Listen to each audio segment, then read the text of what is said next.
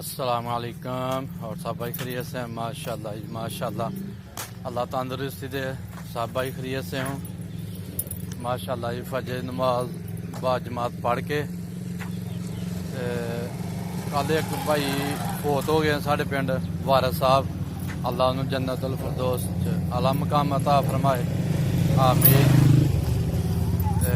ਉਹਦਾ ਵਿਚਾਰੇ ਦਾ ਕੁੱਲਾ ਦਾ ਖਤਮ ਪੜਿਆ ਤੇ ਮਾਸ਼ਾਅੱਲਾ ਜੀ, ਕੁੱਲਾ ਦਾ ਖਤਮ ਪੜ ਕੇ ਤੇ ਅਸੀਂ ਹੁਣ ਆ ਗਏ ਜੇ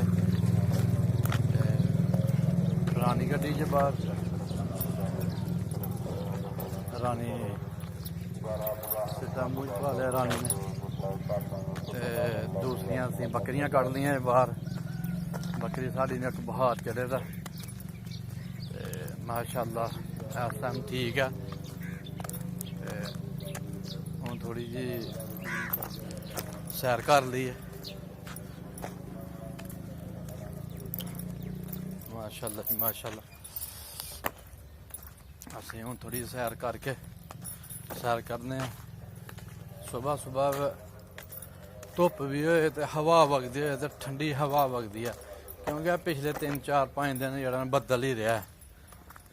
इसलिए जरा ना ठंडी ठंडी हवा वगदी पी है माड़ी माड़ी। लो जी माशाअल्लाह, असी हूँ मेन बाजार च पुज गए हैं ते अज दिल है कि रानी भी सैर करेगी साढ़े नाल। यदि रस्सी थोड़ी लम्मी करनी पैनी है फिर रानी की सैर होए।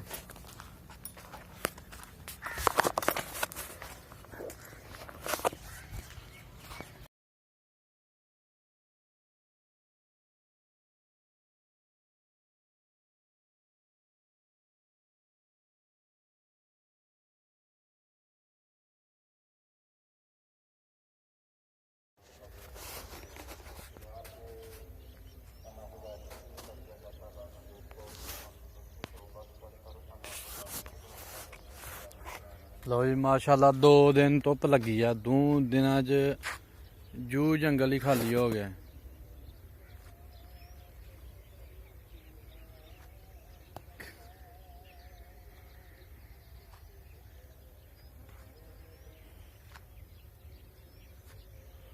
वो थोड़ी जी रह गई दी है, उन्हें पड़ोला फराना जी ते बकाया जू जंगलों कोई कनक नहीं। बका मशीना वाली रह गई दी है कुतरने वाली, कि जी मशीना ने कुतरनी है।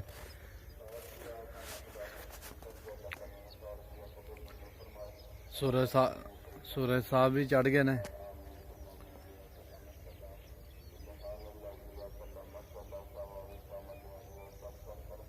इस टाइम तो थोड़ी थोड़ी ठंडी हवा चलती पी है।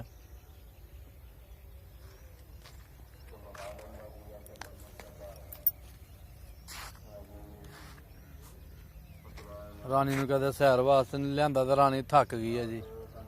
रानी हिलदी है नहीं पई, बह रही दी है। मैं ना मैं थोड़ी रानी अगे जाके सैर करवा के लिया, पर रानी होरी जरा ना आंदे ने कित्थे।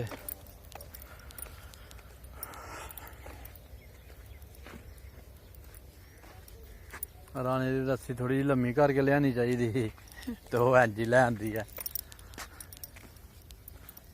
चलो हाँ, असीं तो अपनी सैर करनी है ना, रानी करे या ना करे।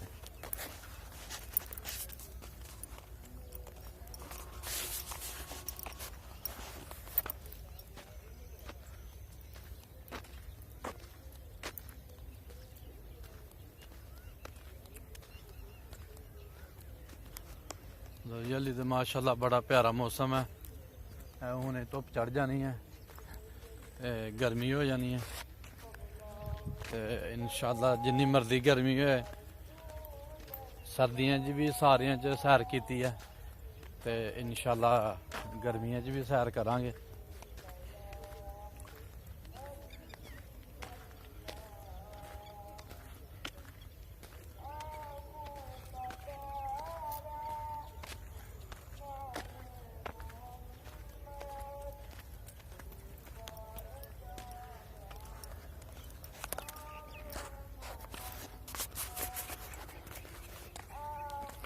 ਲੋ ਜੀ ਮਾਸ਼ਾਅੱਲਾ ਸਾਡੀ ਸੈਰ ਮੁਕੰਮਲ ਹੋ ਗਈ ਹੈ ਤੇ ਅਸੀਂ ਹੁਣ ਵਾਪਸੀ ਯਾਰਾਂ ਨੇ ਇਨਸ਼ਾਅੱਲਾ ਬੱਕਰੀਆਂ ਬੰਨਣੇ ਆ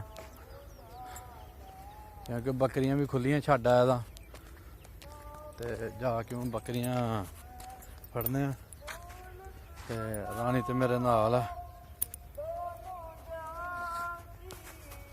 ਰਾਣੀ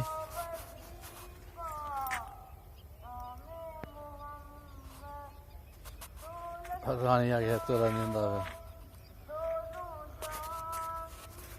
ਚੱਲ